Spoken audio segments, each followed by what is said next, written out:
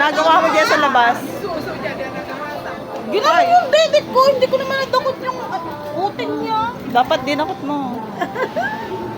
Pasok na, aba. Time na, andyan na si madam. Ang layo ng ikot mo. Habulin mo dun.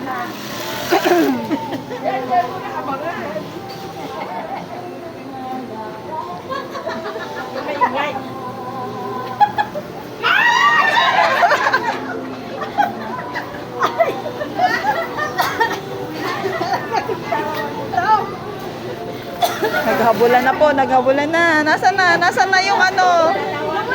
Miss Actress.